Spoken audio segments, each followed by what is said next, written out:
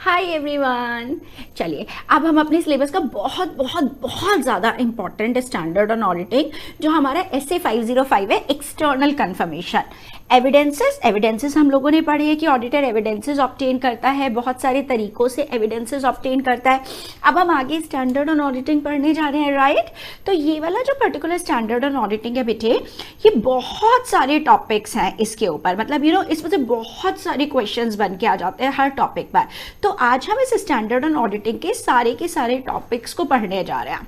Okay, आपके पास में ये एक पूरा टॉपिक है, इसके अंदर इंटरनली 11 टॉपिक्स आपको दिए हैं, 1 से लेकर के 11 तक। तो हम सब कुछ पढ़ेंगे और प्लस उसके अलावा कुछ और जगह पर भी दिया है। सबसे पहले मैं काम करने जा रही हूँ, आप लोगों को एक बार इसका इंट्रोडक्शन क्लियर हो जाए, इसमें किस तरह से चीज़ है, क्या है, वो चीज़ क्लियर हो जाए, फिर हम इसको यहाँ से क्लियर करते हैं। ओके, देखो अगर तुमको कुछ भी लगेगा लिखने का तो लिख सकते हो, वैसे मेरे ख्याल से आपको लिखने की ज़रूरत नहीं पड़ेगी, सीरियसली स्पीकिंग। ओके, देखो बच्चे, सबसे पहली बात जब मैंने एक्सटर्नल कंफर्मेशन की बात की, तो व्हाट इज एक्सटर्नल कंफर्मेशन। देखो हम गए अपने क्लाइंट के यहाँ पर, मेरे क्लाइंट के यहाँ पर एक डेटर है A, एक है B, एक है C, राइट बेटा। अब इन लोगों का है क्या, जो क्लाइंट की बुक्स है, राइट, जो क्लाइंट की बुक्स हैं, उन क्लाइंट की बुक्स के अंदर इनका बैलेंस आ रहा है 10,000, 20,000 और 17,000।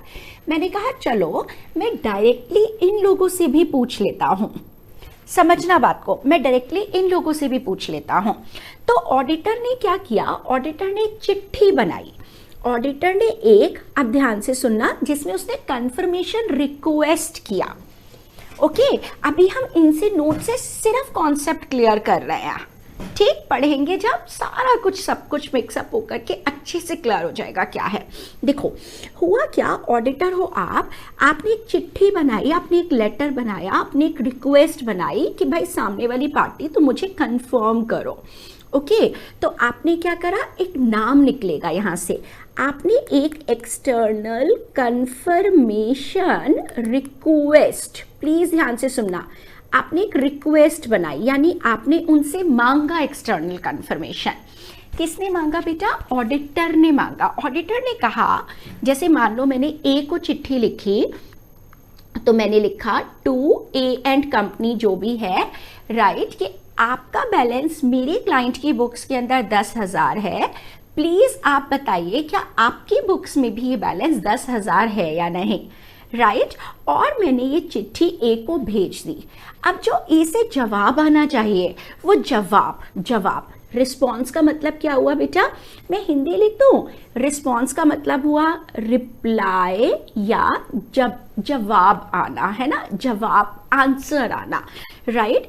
तो उसने मेरे को इस चिट्ठी का जवाब भेजा डायरेक्टली क्यों भेजा डायरेक्टली, क्लाइंट बीच में क्यों नहीं आया, क्योंकि अगर क्लाइंट बीच में होगा, सोचो वाई, अब ये सब हम बहुत टेक्निकल चीजें पढ़ रहे हैं जो हमारी टेक्निकल लैंग्वेज में आएंगे word. Direct written response, external confirmation is a direct written response to auditor from a third party. एक जवाब भेजा, जवाब किसके आंसर में भेजा, जो मैंने रिक्वेस्ट भेजी थी उस रिक्वेस्ट का उसने जवाब भेजा मुझे, राइट। और उसने डायरेक्ट क्यों भेजा, क्योंकि अगर मान लो बेटे, अगर मान लो क्लाइंट जो है, वो क्लाइंट लेट सपोज आपका इस प्रोसेस को कंट्रोल कर पाता। मान लो बच्चे, जो क्लाइंट है, क्लाइंट कहता सर आप चिंता मत करो, मैं A, B और C से जवाब मंगा देता हूँ, तो क्लाइंट तो बेटा उनके जवाब को चेंज भी कर सकता था, वो तो सबूतों के साथ में छेड़छाड़ भी कर सकता था, वो तो एविडेंसेस को बदल भी सकता था, राइट। तो डायरेक्टली ये जवाब आना बहुत ज्यादा जरूरी है। हे भगवान, डायरेक्टली ये जवाब आना क्यों जरूरी है, या ओके सॉरी, वो मैंने एक्चुअली जो लास्ट में लिखा था वो आ रहा था यहाँ पर, अब नहीं आएगा। तो बेटे बताओ डायरेक्टली आना क्यों जरूरी है। डायरेक्टली आना इस कारण से जरूरी है कि अगर मान लो क्लाइंट बीच में आएगा तो क्लाइंट एविडेंसेस को चेंज कर सकता है, सो वाई डायरेक्ट? सोचो सोचो बताओ। बिकॉज अगर क्लाइंट बीच में होगा तो client can manipulate the answers, client उनके जवाब को चेंज कर सकता है। तो ये रिस्पॉन्स किसको भेजा गया? ऑडिटर को। किसने भेजा? थर्ड पार्टी ने। थर्ड पार्टी के नाम बताओ हमारे केस में A B C for example, जो डेटर्स हैं, राइट। अब ये रिटन भी हो सकता है, इलेक्ट्रॉनिकली भी हो सकता है। आपको पता है बेटा आजकल ईमेल्स का कितना ज्यादा महत्व है।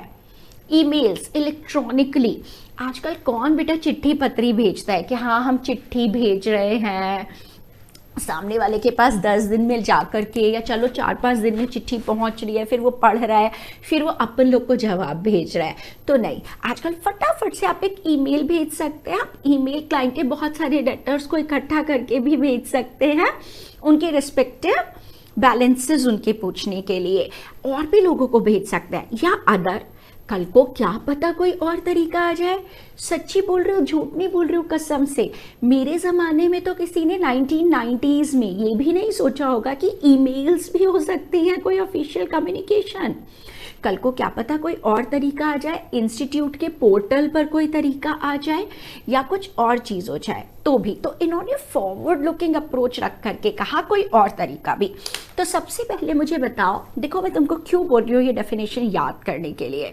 बिकॉज अगर उसने मुझसे, एक्सटर्नल कन्फर्मेशन बहुत इंटरेस्टिंग ऐसे है, अगर उसने मुझसे कुछ भी पूछा आगे वाले टॉपिक में से, तो मैं शुरुआत हमेशा इससे 505 external confirmation means a direct written response to auditor from a third party. It can be either in written, electronic और अदर फॉर्म। मैं इस डेफिनेशन से इसको शुरू कर सकते हो। आप बताओ, कम से कम कीवर्ड्स तो समझ आ जाएंगे। It is a direct written response from a third party. जब थर्ड पार्टी ने जवाब भेजा, मैंने उसे रिक्वेस्ट भेजी, उसने मुझे जवाब भेजा, मैं ऑडिटर। क्लाइंट बीच में नहीं आएगा, बिकॉज क्लाइंट, अगर क्लाइंट के पास जवाब आए तो क्लाइंट जवाब को चेंज कर सकता है, फ्रॉड कर सकता है, राइट। आई होप कोई दिक्कत नहीं, ग्रेट। अब बच्चे ये कहता है आखिर इसका प्रोसेस क्या होता है। मैंने ना बेटा आपको अभी जब पढ़ाऊंगी तो वहाँ पर किताब में ही, मटेरियल में ही मैंने मार्किंग की हुई है निमोनिक्स की, तो आपको अलग से लिखने की ज़रूरत नहीं है। ओके चलो, सो प्रोसेस इज DSDS। सबसे पहले इसको समझो, मैंने ये DSDS के नाम से बनाया हुआ है, बहुत आसानी से याद होगा।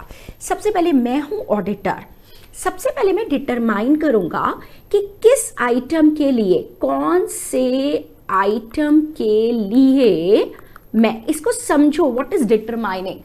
अब एक बात बताओ, हर चीज के लिए थोड़ी ना एक्सटर्नल कंफर्मेशन भेजेंगे। एक्सटर्नल का मतलब क्लाइंट के अलावा बाहर की कोई थर्ड पार्टी। ओके, अब मान लो बेटा क्लाइंट के पास कैश रखा हुआ है, तो कैश क्लाइंट के पास है, कैश के लिए थोड़ी ना किसी थर्ड पार्टी से पूछोगे भैया भैया तुम क्लाइंट के डेटर हो ना, तुम बताओ जो क्लाइंट के पास कैश रखा है 1 लाख का, ये सच्ची में 1 लाख का है या नहीं। वो कहेगा भाई मुझे क्या पता। तो आप उन्हीं आइटम्स के लिए एक्सटर्नल कंफर्मेशन मंगाने का सोचेंगे जहां पे कोई थर्ड पार्टी इन्वॉल्व होगी, जैसे डेटर से, जैसे क्रेडिटर से, जैसे बैंकर से आप बैंक का बैलेंस कंफर्म कर सकते हैं। Is that okay? तो कौन से आइटम्स, इनके एग्जाम्पल्स क्या हैं, कौन से आइटम्स, इनके एग्जाम्पल्स क्या हैं, राइट। तो आपने सबसे पहले सोचा कि आप कौन से आइटम से मंगाएंगे, फिर सेलेक्टिंग द एप्रोप्रिएट पार्टी। अगर मैं डेटर को भेज रही हूँ तो डेटर के यहाँ किसको भेज रहे हो? अगर मान लो डेटर है ए कंपनी लिमिटेड, तो उसके यहाँ कौन, क्या उसके यहाँ कोई क्लर्क, क्या उसके यहाँ पे प्रोडक्शन हेड, या उसके यहाँ पे फाइनेंस मैनेजर। तो डेटर के यहाँ मेरे क्लाइंट का कितना बैलेंस है ये उसके फाइनेंस के लोगों को ज्यादा पता होगा। तो मैंने सेलेक्ट किया एप्रोप्रिएट थर्ड पार्टी। आखिर में किसको एड्रेस करूं, किसको भेजूं ये पत्र। फिर मैंने डिजाइन किया रिक्वेस्ट लेटर, डिजाइन किया रिक्वेस्ट, चिंता नहीं हम आगे इसी को एक्सप्लेन करने पे जा रहे हैं। और फिर मैंने पत्र भेज दिया, उसको कुरियर के थ्रू भेजना है, अगर ईमेल के थ्रू भेजना है तो ईमेल के थ्रू भेज दिया, और फिर जवाब आया, उसको मैंने पढ़ा, राइट। तो प्रोसेस क्या है, कैसे याद करेंगे? DSDS, मैं कौन? ऑडिटर। मैंने पहले सोचा किससे थर्ड पार्टी कंफर्मेशंस मंगाऊं, एक तो चिट्ठी लिखती हूँ डेटर को, क्रेडिटर को, बैंकर को, और अरे उन लोगों को क्या, किसको एड्रेस करूं, किसको संबोधित करूं? अच्छा, उनके फाइनेंस मैनेजर को। फिर मैंने बैठ के चिट्ठी बनाई, ठीक है, जिसके मैंने ड्राफ्टिंग करी कि हाँ भाई, मेरी क्लाइंट के यहाँ तुम्हारा बैलेंस 10,000 है, प्लीज तुम भी बताओ क्या तुम्हारे यहाँ मेरे क्लाइंट का बैलेंस 10,000 है कि नहीं, जो भी फॉर्मेट है। फिर मैंने डिजाइन करने के बाद उसको भेजा और फिर जवाब आया, उसको पढ़ा, simple. So this is my external confirmation process. Okay, इसी की टेक्निकल डिटेल्स हमें पढ़ने आवे स्टैंडर्ड में, जब हम पढ़ेंगे। चलो अब देखो, एक बात मैं तुम्हें बता रहा हूं, ये क्वेश्चन एग्जाम्पल का बहुत आता है। आखिर कौन से आइटम से आप कंफर्मेशंस मंगाएंगे, कौन से आइटम से आप कंफर्मेशन मंगाएंगे? कोई भी 5 से लेकर 8 एग्जाम्पल में याद कर सकते हो, दैट्स इट। बहुत आसान तरीका है, कभी भी हम एग्जामिनर को नहीं बताएंगे हमने ऐसे याद किया था। अभी हमें किताब में यही मिलेंगे एग्जाम्पल्स। फिर भी देखो, अपने दिमाग में एक इमेज बनाओ, बैलेंस शीट की इमेज। मैम क्यों बोल रहे हो आप, बताते हो ना अभी। अपने दिमाग में एक इमेज बनाओ आप, बैलेंस शीट की इमेज, और उस बैलेंस शीट में जहां जहां कोई थर्ड पार्टी आ सकती है, प्रॉपर्टी के कागज, इन्वेस्टमेंट के सर्टिफिकेट। मैम मेरा क्लाइंट है, मेरे क्लाइंट के प्रॉपर्टी के कागज थर्ड पार्टी के पास है, क्यों? मेरा क्लाइंट है, मान लो बेटा, से फॉर एग्जांपल रिलायंस, नाम तो सुना ही होगा। रिलायंस ने अपनी प्रॉपर्टी गिरवी रख के एक बैंक लोन लिया है, तो प्रॉपर्टी के कागजात, प्रॉपर्टी की टाइटल डीड्स किसके पास रखाई होंगी? जहां से पैसा उधार लिया है। मैं बता रही हूँ, ये बेस्ट एग्जाम्पल है, बेस्ट सिचुएशन है, नहीं तो एग्जाम में बच्चों को 5 एग्जाम्पल भी ध्यान नहीं आते। अपने दिमाग में इमेज बनाएंगे। फॉर एग्जाम्पल, चलो मान लो बैलेंस शीट है, तो बैलेंस शीट में कहाँ कहाँ थर्ड पार्टी आ सकती है?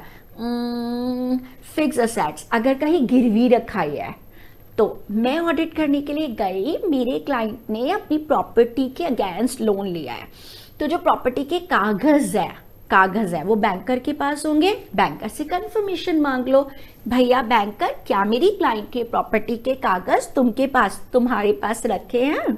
चलो, इन्वेस्टमेंट सर्टिफिकेट, मेरे क्लाइंट के पास एफडी है, पर उसने एफडी के अगेंस्ट लोन लिया है, तो एफडी जो फिक्स डिपॉजिट रिसीट्स थी वो उसने गिरवी रखवाई हुई है, या कुछ बॉन्ड्स थे उनके अगेंस्ट लोन लिया है, तो investment certificate held by third parties.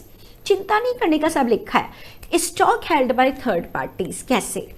मेरे क्लाइंट का मैं ऑडिट करने के लिए गई, मेरा क्लाइंट मान लो फर्नीचर बनाता है, अब 31 मार्च को उसका फर्नीचर रास्ते में था, ट्रांसपोर्टर के पास था, समझ आया? तो अगर उसका फर्नीचर 31 मार्च को ट्रांसपोर्टर के पास था, तो आप ट्रांसपोर्टर भैया से पूछोगे, हाय ट्रांसपोर्टर भैया, क्या आपके पास मेरा क्लाइंट ने जो 20,000 का सामान बताया है बैलेंस शीट में, वो था 31 मार्च को, राइट? डेटर से डेटर का बैलेंस पूछेंगे, बैंकर से बैंक का बैलेंस पूछेंगे। तो आप बताओ, यहाँ पे थर्ड पार्टीज और भी एग्जाम्पल्स हो सकते हैं। ये सबसे आसान तरीका है याद रखने का, I'm telling you। एग्जाम में वही लिखना है जो अभी हम मटेरियल से पढ़ेंगे, ये सब एग्जाम्पल हमको मटेरियल में मिलने वाले हैं, बस दिमाग में सोचना है बैलेंस शीट की इमेज। ओके, फिर बैंक लोन और क्रेडिटर्स या पेबल से उनके बैलेंसेस पूछ सकते हैं, बैंकर से बैंक लोन पूछ सकते हैं, ठीक है। अब क्या सिर्फ बैलेंसेस से ही लेते हैं हम लोग एक्सटर्नल कंफर्मेशन? नहीं, हम कोई टर्म्स एंड कंडीशंस भी कंफर्म करा सकते हैं। जैसे बैंकर से लोन लिया मेरे क्लाइंट ने, तो उनका एक लोन एग्रीमेंट होएगा जो क्लाइंट मुझे दिखा रहा है, तो मैं उनके बैंकर से पूछ सकती हूँ, प्लीज भैया आप बताओ यही टर्म्स एंड कंडीशंस है ना। मेरी क्लाइंट ने अपनी बिल्डिंग रेंट पर दी हुई है, तो हम टेनेंट से पूछ सकते हैं, भाई बताओ यही टर्म्स एंड कंडीशंस है ना। लीज की टर्म्स भी डिस्कस कर सकते हैं मेरे क्लाइंट के लेसी से, राइट? तो अब आप बताओ, देखो 5 मिनिमम 8 मैक्सिमम, इतने एग्जाम्पल्स मेरे को तैयार करने हैं।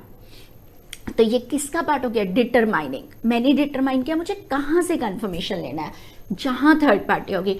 चलो एक तो प्रॉपर्टी के कागज बैंकर के पास है, उससे पूछ लेता हूँ। एक इनके इन्वेस्टमेंट के कागजात सर्टिफिकेट इन्होंने जो लेंडर था उसको दिए हुए थे, उससे पूछ लेता हूँ। एक स्टॉक थर्ड पार्टीज के पास, ट्रांसपोर्टर के पास पड़ा है या इनके एजेंट के पास पड़ा है, उससे कंफर्म कर लेता हूँ। और भाई बैंक बैलेंस है और डेटर्स है, उन लोग से कंफर्म कर लेता हूँ।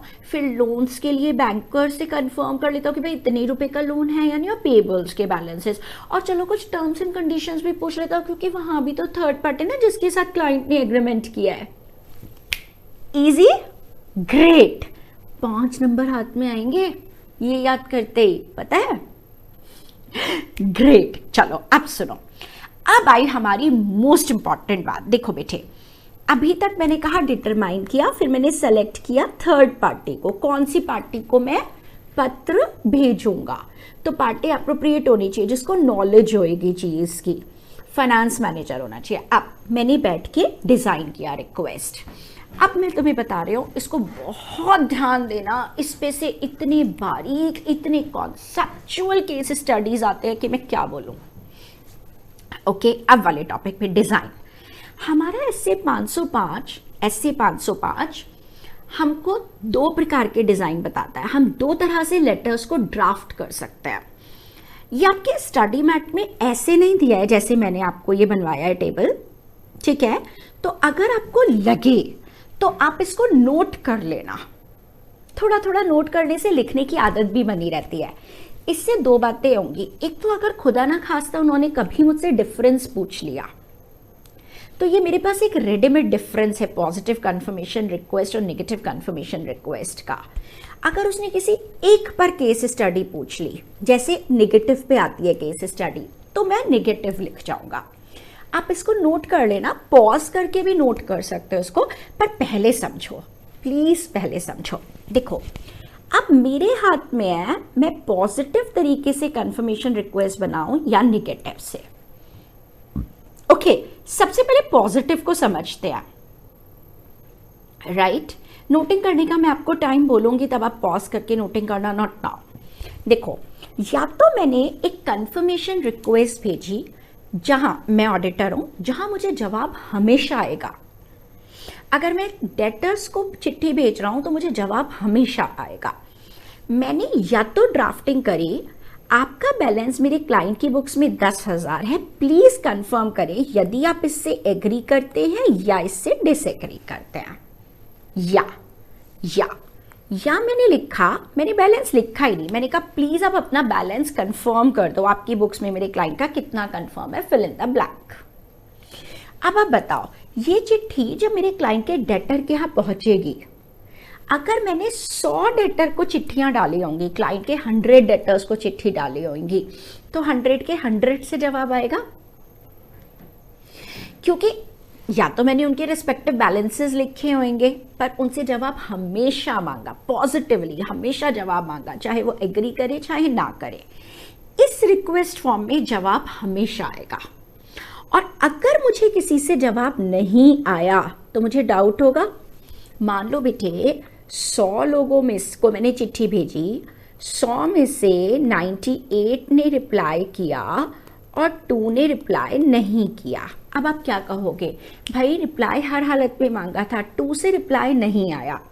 डाउट, या तो उनके पास चिट्ठी नहीं पहुंची है ना, चिट्ठी ही नहीं पहुंची, या फिर उन लोगों ने हमारी रिक्वेस्ट को इग्नोर कर दिया। हमारी रिक्वेस्ट पढ़ी और देखा, अरे ये कौन भाई, ओहो ये तो एबीसी लिमिटेड वालों के ऑडिटर ने चिट्ठी भेजी है, छोड़ कौन पचड़े में पड़ेगा, डस्टबिन में थ्रो, डिसरिगार्ड कर दिया। पर जब डाउट होगा तो मैं एक्स्ट्रा प्रोसीजर करूंगी, शायद मैं दोबारा चिट्ठी भेजूंगी, शायद मैं दोबारा से चिट्ठी भेजूंगी, यानी I can send a follow up request to, मैं फॉलो अप रिक्वेस्ट भी भेज सकती हूँ। ठीक है, काम जरूर बढ़ेगा, पर ये बड़ी परसुएसिव है। परसुएसिव का मतलब ज्यादा कन्विंसिंग है, मोर कन्विंसिंग। काम बढ़ेगा, पर अगर मैंने 100 को चिट्ठी भेजी तो 100 के 100 से जवाब आएगा। अब जरा निगेटिव को देखिए, तब आपको डिफरेंस समझ आएगा। निगेटिव में मैंने उसको क्या कहा, मैंने कहा भाई निगेटिव के अंदर आपका बैलेंस 10,000 है, प्लीज रिप्लाई ओनली इफ, कृपया करके आप मुझे रिप्लाई करेंगे केवल अगर आप इस बात से डिसएग्री करते हैं। यानी बेटे मैंने रिप्लाई कब मांगा, मैंने रिप्लाई मांगा ओनली अगर वो इस बात से क्या कर रहे हैं बेटा, डिसएग्री कर रहे हैं। तो आप बताओ बेटे, जब मैंने सिर्फ और सिर्फ डिसएग्री करने के केस में मांगा जवाब, तो फिर तो बच्चे 100% श्योर मेरे पास हमेशा तो जवाब आएगा ही नहीं ना। आपका बैलेंस 10,000 है, आप केवल रिप्लाई करो अगर आप डिसएग्री करते हो। तो रिप्लाई कब आया, only in case of disagreement.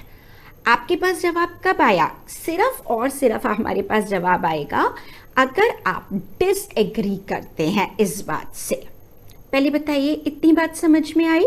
तो हमारे पास हमेशा जवाब नहीं आएगा, जवाब केवल तब आएगा जब वो लोग इस बात से क्या करेंगे बेटे, डिसएग्री करेंगे। अगर डिसएग्री नहीं करते हैं तो बेटा जी जवाब भी नहीं आएगा। आई जस्ट होप आपको ये बात समझ आ गई होगी। Okay, just a moment, let me check this particular file. एक सेकेंड बेटा, file is, I guess the file is closed now. अब बेटे आप मुझे एक बात बताओ, एक के अंदर तो मेरे पास हमेशा जवाब आ रहा है और एक केस के अंदर मेरे पास सिर्फ जवाब तब आ रहा है जब वो लोग डिसएग्री कर रहे हैं। तो अगर डिसएग्री करने के केस में मैं जवाब मांगूंगा तो जवाब आने का मतलब क्या है, जवाब आने का मतलब ही है कि जरूर कुछ ना कुछ गड़बड़ है, क्योंकि अगर गड़बड़ नहीं होती तो फिर बेटे मेरे पास में जवाब आता ही नहीं।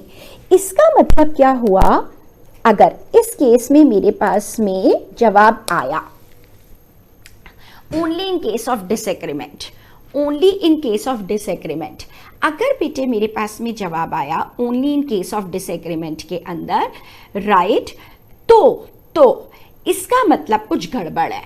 पर अगर मेरे पास इस केस में रिप्लाई नहीं आया तो मैं क्या मान लूंगी, सब कुछ ठीक है। ओके, तो ये लेस परसुएसिव है। क्यों? मान लो बेटा मैंने 100 लोगों को चिट्ठी लिखी, मान लेते हैं मैंने 100 लोगों को चिट्ठी लिखी, 100 में से 100 ने मुझे जवाब नहीं भेजा, मेरे पास कोई जवाब नहीं आया, तो मैं मान लूंगी 100 के 100 का बैलेंस ओके है। आप बताएं ये लाइन आपको समझ में आई? मैं क्या मान लूंगी, मैं मान लूंगी 100 के 100 का जवाब ओके है, मतलब कहीं पे भी किसी भी तरह की कोई भी प्रॉब्लम नहीं है। आई जस्ट होप ये लाइन आपको क्लियर हो गई हो, राइट। अब ये कहता है पर ये लेस परसुएसिव है। क्यों लेस परसुएसिव है? रीजन सोचो। क्योंकि बेटा इसमें एक हमेशा शक रहेगा मुझे, हो सकता है मैंने लेटर भेजा हो, सामने वाले को पत्र नहीं मिला हो, राइट, उससे जवाब नहीं आया और मैं उसको सही मान बैठी, राइट। तो इसको मैं यूज कब करूंगी?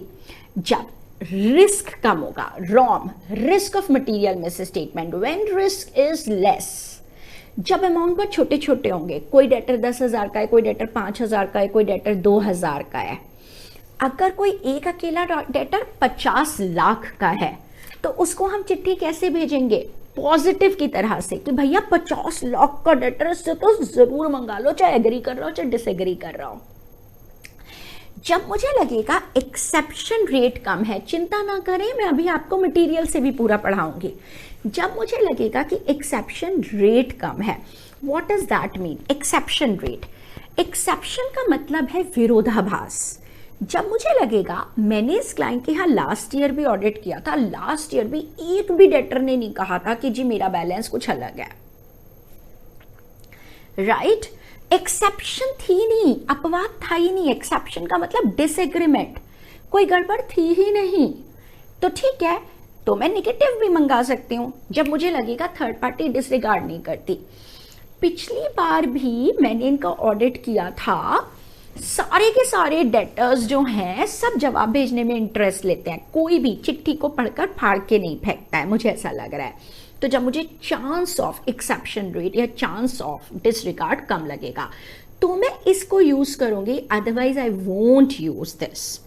अब बच्चे आप मेरे को एक छोटी सी चीज बताओ प्लीज। एक तो आपके पास में क्या है बेटा, एक तो आपके पास में है पॉजिटिव कंफर्मेशन रिक्वेस्ट फॉर्म और एक है आपके पास में नेगेटिव कंफर्मेशन रिक्वेस्ट फॉर्म। और बेटे मैंने आपको बता भी दिया कब आप नेगेटिव को यूज करेंगे और कब आप पॉजिटिव को यूज करेंगे। मेरे कहने से प्लीज आप लोग एक काम करें, मेरे कहने से जस्ट एक छोटा सा काम करें, स्क्रीन को पॉज करें और इसको एक बार फिर भी आप नोट कर लें। आप पाएंगे कि आपका मटेरियल से टेक्निकल लैंग्वेज पढ़ना बहुत आसान हो जाएगा इसके बाद। ठीक है, तो एक बार हम जरा सा देख लें, हो सकता है आप में से कुछ को ये भी नोट करने का लग रहा हो कि भाई एक जगह मिल जाएगा, तो इसको भी हम नोट कर सकते हैं। So external confirmation is a direct written response to auditor from a third party. It can be either in written, electronic or other form. The process is DSDS, determining, selecting, design करेंगे positive या negative की तरह से, and then sending. Examples के लिए हम किसको याद रखेंगे? बैलेंस शीट को याद रखेंगे मेनली। तो mainly external confirmations are used for balances. And the most important thing जहां मुझे अपना केस स्टडी में थोड़ा दिमाग चलाना पड़ता है, so that is positive confirmation request और नेगेटिव कन्फर्मेशन रिक्वेस्ट। पॉज करके इसको नोट कर लें।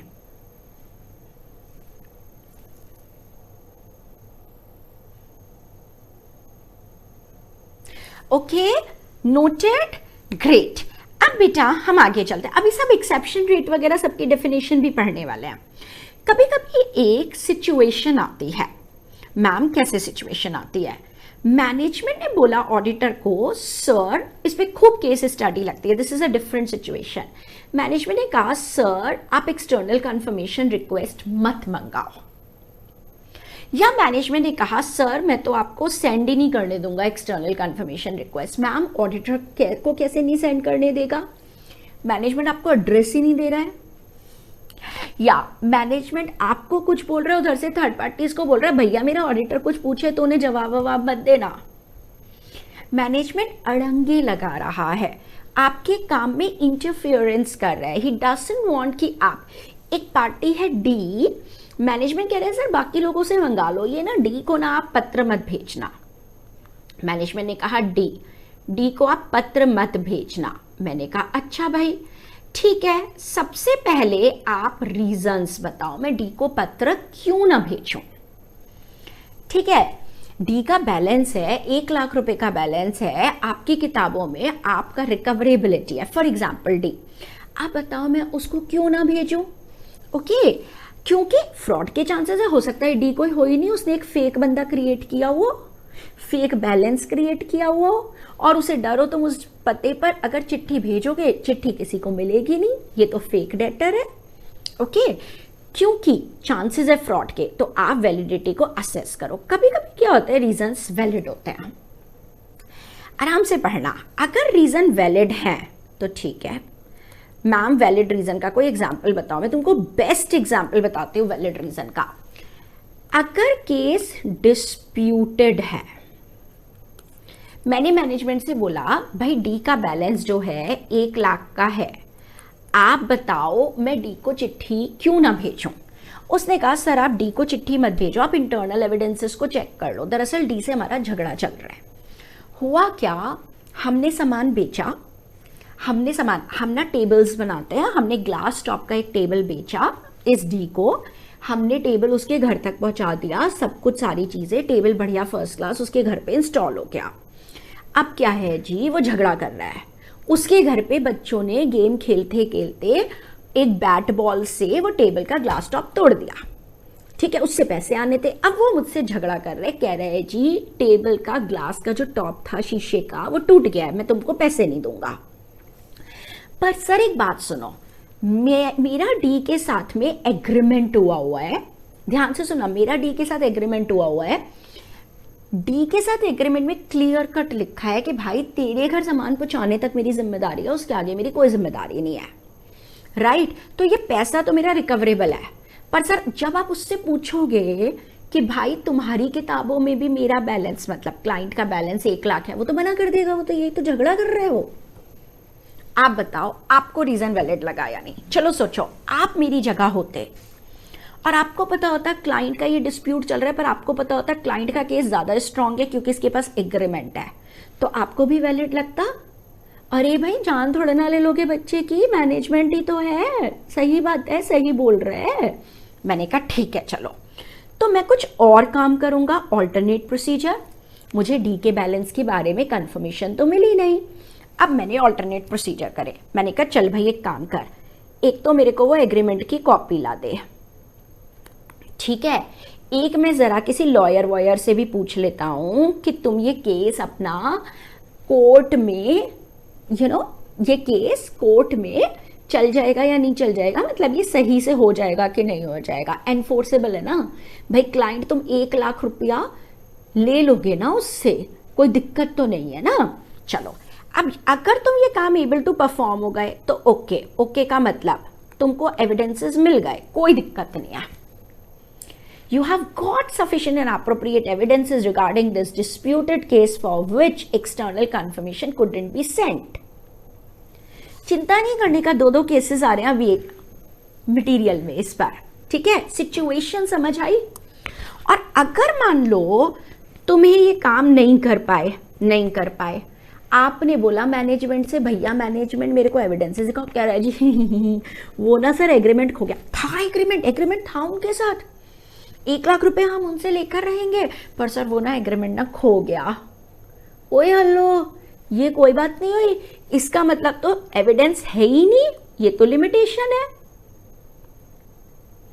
मैं उनको बताऊंगी भैया ऐसा है, ये लिमिटेशन है, और मैं अपनी ओपिनियन दूंगी, ऐसे 705 आएगा। चिंता ना करें, जैसे ये सारे ऐसे पढ़ रहे हैं 705 भी बस थोड़े ही समय में आ जाएगा। तो मैं देखूंगी ओपिनियन क्या देनी है, ट्रू एंड फेयर है ये तो नहीं बोलूंगी, राइट। और अगर रीजंस वैलिड ही नहीं है तो भी लिमिटेशन है, वैलिड ही नहीं है तो भी लिमिटेशन है। कैसे लिमिटेशन है आप ये बताओ मुझे। उसने कहा सर आप ना डी को चिट्ठी मत भेजो। हमने कहा क्यों, हमारा तो ऐसे है 505, वो कहता है कि जिसको मर्जी आए चिट्ठी भेजो, डायरेक्टली जवाब मंगाओ। कहता नहीं सर वो ना डी ना मेरे को चिढ़ाता है, ठीक है, एक्चुअली हम लोग एक ही बिजनेस सर्कल में मूव करते हैं ना, तो वो ना फिर ये कहता है ओ तुम्हारी तो ऑडिटर को भी तुम पे यकीन नहीं, देखो तुम्हारा ऑडिटर ना मेरे से पूछता है चिट्ठी लिख के। अरे हेलो, तो हमें क्या मतलब है इस बात का, ये तो कोई रीजन नहीं है वैलिड। कुछ ही हो, हम तो अपने इंस्टीट्यूट की बात मानेंगे ना। हमारा इंस्टीट्यूट कहता है कि ऑडिटर तुम हो, तुम देखो किसको जो है तुम डिटरमाइन करो किसको चिट्ठी भेजनी है किसको नहीं, राइट। तो ठीक है, फिर भी ये लिमिटेशन है, यानी वो हम लोग को काम करने नहीं दे रहे हैं। हमारे पास ऐसे 705 आएगा ओपिनियन पर इफेक्ट देने के लिए, ठीक है। चलो जी, अब बताओ एक ये केस सिनेरियो बनता है, इसमें कुछ लॉजिक समझ। देखो अगर तुमने सिचुएशन समझ ली ना, वो डिस्प्यूट वाली, तो इस ऐसे की टेक्निकल भाषा जो भी हम करने जा रहे हैं वो करना बहुत आसान, ठीक है। चलो अब एक क्वेश्चन आता है, whether to use external confirmation as a substantial procedure. भैया हम एक्सटर्नल कंफर्मेशन यूज करें भी या नहीं। चलो मैं तुमसे पूछती हूँ, तुम लोग मुझे बताना। मेरे क्लाइंट के यहाँ 3 डेटर है, मान लो केवल 3 है, एक ABC, इसका बैलेंस 10 करोड़ है, इसका बैलेंस थोड़ा ज्यादा बना लो 20 करोड़ है, और इसका बैलेंस 7 करोड़ है। बहुत बड़े बड़े वाले डेटर्स हैं, ठीक है। पर मुझे पता है ये मेरा क्लाइंट है, ओके, मेरा क्लाइंट है XYZ लिमिटेड। पर मुझे पता है ये जो मिस्टर A है ना, ये मिस्टर A इस XYZ लिमिटेड का जो मैनेजिंग डायरेक्टर है उसका भाई है। अब बताओ फिर मैं इससे क्यों मंगाऊं, ये तो रिलेटेड पार्टी है, ये तो वो ही बोलेगा जिसका भाई इसको बोलने को बोलेगा। ये ऑब्जेक्टिव नहीं है, इंडिपेंडेंट नहीं है, ये तो बायस्ड है। चलो छोड़ो, इसके बैलेंस के लिए से कंफर्मेशन नहीं मंगाते। टॉपिक समझो, ओके विलिंगनेस या ओके डब्ल्यू तो याद हो जाएगा, टॉपिक समझो। अरे इसके लिए एक्सटर्नल कंफर्मेशन मंगाऊं भी यानी, या कोई दूसरे तरीकों से एविडेंस लो, तो इससे मंगा के कोई फायदा नहीं है। ये तो ऑब्जेक्टिव ही नहीं है, ये तो बायस्ड है, राइट। या इसको नॉलेज भी है या नहीं, सामने वाली पार्टी में फाइनेंस मैनेजर हमें रिप्लाई नहीं कर रहा है, दूसरी पार्टी इसको नॉलेज ही नहीं है, तो फिर उनको चिट्ठी भेज के क्या करोगे, राइट। और विलिंग, लास्ट ईयर भी हमने ऑडिट किया था, हमने देखा हम सी को चिट्ठी भेजते रहते, हमें जवाब ही नहीं देता कभी। छोड़, गोली मारो, इसको इस साल चिट्ठी नहीं भेजते, बाकी चीजें देख लेंगे, सी का अकाउंट देख लेंगे, इससे कब कब बैंक में पैसे आए हैं वो देख लेंगे, इंटरनल एविडेंसेस देख लेंगे, कब कब स्टॉक मूव किया है इसको वो देख लेंगे, दूसरे एविडेंसेस लेंगे। तो हम एक्सटर्नल कंफर्मेशन को एविडेंसेस ऑब्टेन करने के लिए तभी यूज करेंगे जब थर्ड पार्टी ऑब्जेक्टिव होगी, इंडिपेंडेंट होगी, नॉलेजेबल होगी और विलिंग होगी, हमें जवाब भेजना चाहेगी। अगर नहीं भेजना चाहेगी तो हम इसको यूज नहीं करेंगे। इजी है ना, इजी लगा ना, बहुत ही होशियार बच्चे हो। अब एक बार जरा टेक्निकल लैंग्वेज पढ़ना शुरू करें, टेक्निकल लैंग्वेज से करना शुरू करें। एक बात बताओ, अगर आपको चिंता या डर नहीं है तो फटाक से इसको एक बार मेन एस्पेक्ट्स इसके रिवाइज कर जाते हैं, मेन। ठीक है, तो एक्सटर्नल कंफर्मेशन क्लाइंट के थ्रू आना चाहिए, डायरेक्ट रिटन रिस्पॉन्स, डायरेक्ट किससे, थर्ड पार्टी से, किसको, ऑडिटर को। क्लाइंट अगर होगा तो वो मैनिपुलेट कर सकता है। प्रोसेस कौन डिजाइन करेगा, so this is a process, ये कौन डिजाइन करेगा बेटे, ऑडिटर डिजाइन करेगा, डिटरमाइन भी ऑडिटर करेगा, सेलेक्ट भी, डिजाइनिंग भी और सेंडिंग भी। ठीक है, नाउ एग्जाम्पल्स, एग्जाम्पल्स के लिए अपन लोग अपने दिमाग में जहां जहां थर्ड पार्टी आ सकती है, मेनली बैलेंसेस, पर बैलेंसेस के अलावा टर्म्स एंड कंडीशंस भी। फिर उसके बाद दो तरह से हम चिट्ठी ड्राफ्ट कर सकते हैं, हम रिक्वेस्ट जो भेजेंगे, प्लीज आप अपना बैलेंस बताइए वाली, तो या तो पॉजिटिव में जवाब हमेशा आएगा, चाहे हम कहेंगे आप जवाब भेजो, चाहे आप एग्री करे और डिसएग्री करे हो, या आप अपना बैलेंस बताओ बोलकर, राइट, जवाब हमेशा आएगा। नहीं आया तो डाउट होगा तो काम और करेंगे, दोबारा चिट्ठी भेजेंगे, ज्यादा चेकिंग करेंगे, ये ज्यादा परसुएसिव है, ज्यादा कन्विंसिंग है, ज्यादा बेहतर एविडेंस है। निगेटिव में हम जवाब तभी मंगाते हैं थर्ड पार्टी से जब वो डिसएग्री करें। तो निगेटिव में जवाब नहीं आने का मतलब है एवरीथिंग इज ऑल राइट, सब कुछ ठीक है, बट यहाँ पे हमेशा एक शक रह जाता है कि कहीं ऐसा ना हो कि थर्ड पार्टी ने हमको रिप्लाई ना किया हो जबकि उसका बैलेंस कुछ अलग है, उसने चिट्ठी को फाड़कर फेंक दिया हो। तो इसको हम कब यूज करते हैं, केवल जब हमें खतरा कम, risk of material misstatement कम लगता है, छोटे छोटे बहुत सारे बैलेंस हैं, कोई 50 रुपए का बैलेंस है, कोई 20 रुपए का, हजारों बैलेंसेस हैं, कितने लोगों को पॉजिटिव कंफर्मेशन भेजेंगे। तो निगेटिव। एक्सेप्शन रेट, हमको लग रहा है कि बहुत कम होता है ऐसा कि बैलेंसेस डिफरेंट हो, एक्सेप्शन का मतलब चेंज हो, डिसएग्री करे, हमें वो चांस कम लग रहा है, या हमें ये भी चांस कम लग रहा है, हमारा प्रायर एक्सपीरियंस कहता है क्लाइंट के साथ कि उसके डेटर्स या ये जो थर्ड पार्टीज हैं ये डिसरिगार्ड, हमारी वाली चिट्ठी को फाड़कर फेंक नहीं देते हैं, राइट। अब उसके बाद एक सिचुएशन ये वाली आ गई, अगर मैनेजमेंट मुझे मना करता है आप एक्सटर्नल कंफर्मेशन रिक्वेस्ट मत डालिए, वो मुझे अलाउ नहीं करता है कि मैं एक्सटर्नल कंफर्मेशन रिक्वेस्ट डालूं, या कुछ ऐसी चीज आती है तो मुझे रीजंस पूछना, रीजंस को इवैल्यूएट करना है क्योंकि चांसेस ऑफ फ्रॉड है, क्यों मना कर रहे हैं भाई, राइट। बट अगर रीजंस वैलिड लगते हैं, वैलिड रीजन का एक केस है बेस्ट केस जो एसए के अंदर भी एग्जाम्पल में दिया है, डिस्प्यूटेड केस। तो उस केस में अगर एक्सटर्नल कंफर्मेशन नहीं तो इंटरनल एविडेंस लो, ऑल्टरनेट काम करो, अगर वो भी नहीं कर पाए तो लोग को बताओ कि भैया ऐसा हम काम नहीं कर पा रहे हैं, तो देखते हैं अपनी ओपिनियन कैसी देनी है, किसी एसए में भागेंगे, एक्चुअली वो एसए 705 होगा उसमें भागेंगे। और अगर रीजंस वैलिडी नहीं है तो भी आप उनको बताओ और अपनी ओपिनियन में सोचो क्या फर्क पड़ेगा। और हम एक्सटर्नल कंफर्मेशन यूज करूं भी या नहीं करूं इस पर्टिकुलर पार्टी के लिए, तो तभी यूज करो जब वो पार्टी OKW हो, ऑब्जेक्टिव हो, नॉलेजेबल हो और विलिंग हो मुझे जवाब देने में। अगर नहीं है तो ऐसे व्यक्ति से बैलेंस कंफर्म कराना या ये चीजें कंफर्म कराने से क्या फायदा। कितने सारे क्वेश्चंस कर लिए तुमने इसमें, तुम्हें पता भी नहीं चला। ओके, अब हम अपना मेन मटेरियल से पढ़ाई शुरू करें। ग्रेट, देखो कितने अच्छे से समझ आया होगा।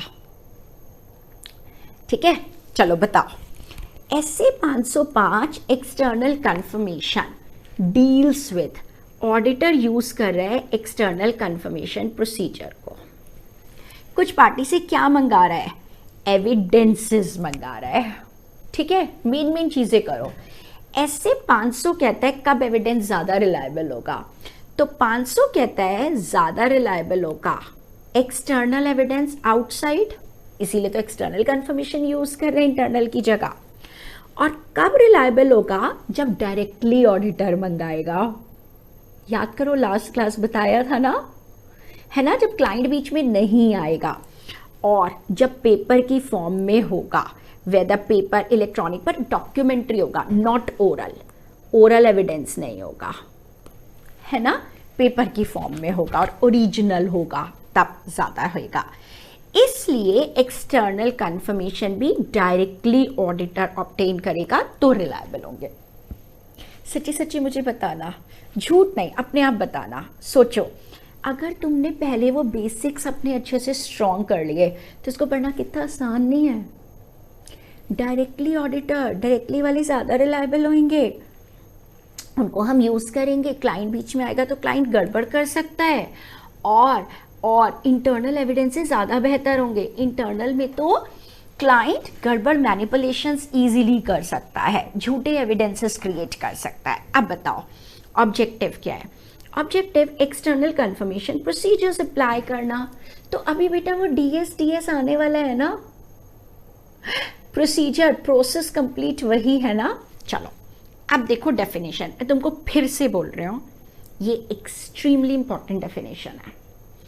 कुछ भी आ जाए ऐसे 505 पे, तुम उसको always start with the definition as per SA 505 external confirmation. इसका नाम ही एक्सटर्नल कंफर्मेशन है। External confirmation is the evidence obtained as a direct written response. किसको मिला? ऑडिटर को। किससे मिला? From a third party, paper, electronic या अदर मीडियम में। आजकल तो पेपर या ईमेल से इलेक्ट्रॉनिक ही चलता है। अब भाई कल को क्या पता कुछ एलियंस की दुनिया से कुछ मैग्नेटिक फील्ड और आ जाए तो इसमें हम अदर मीडियम में लिख देंगे।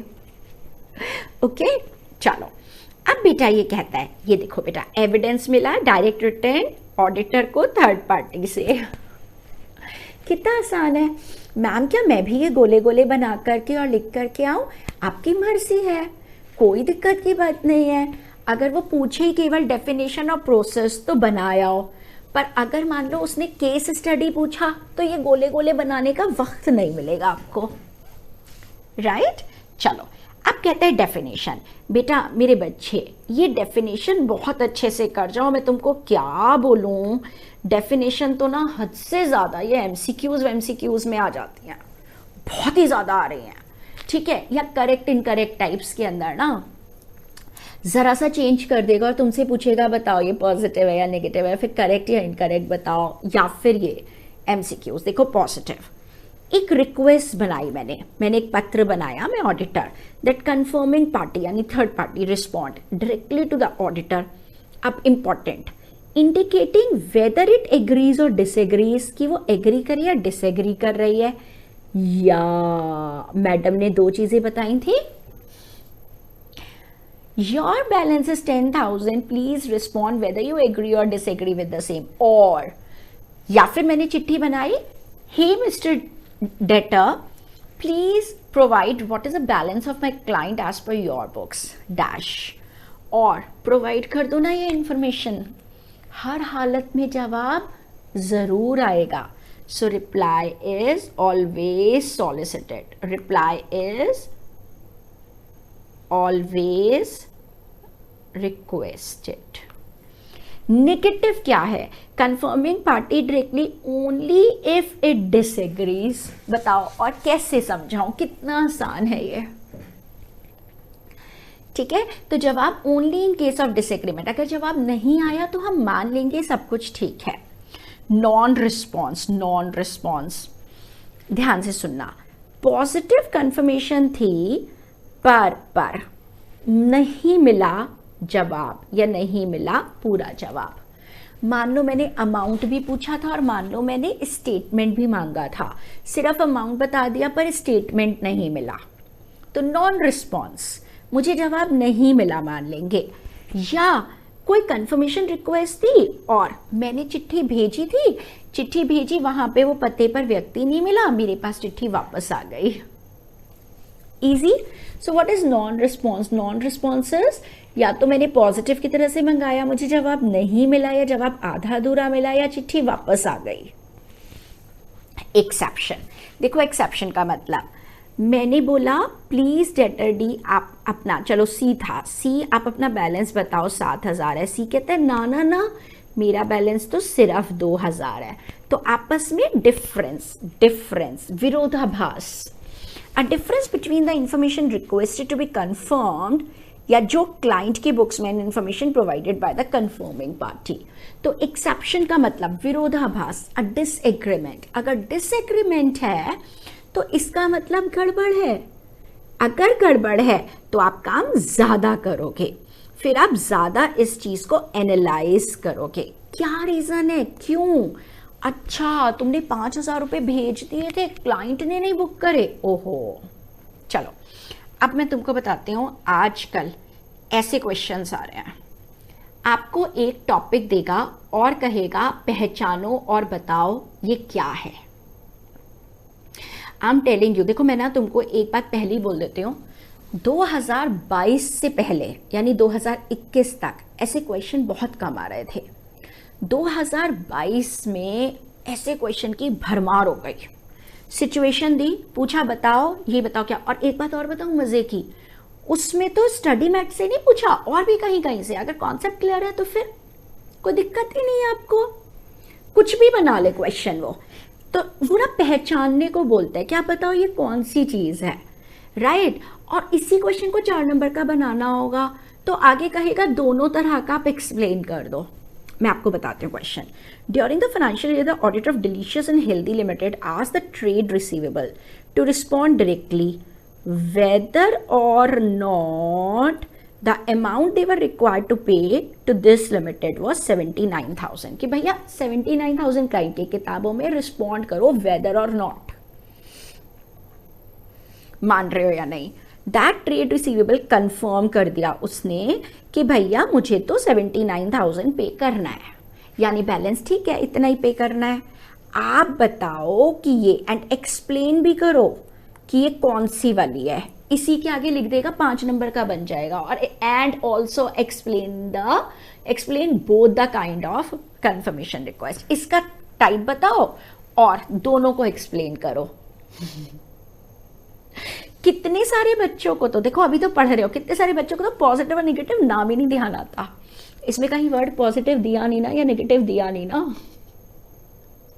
कुछ कहानी समझ आई क्यों मैंने तुमको वो बनवाया टेबल?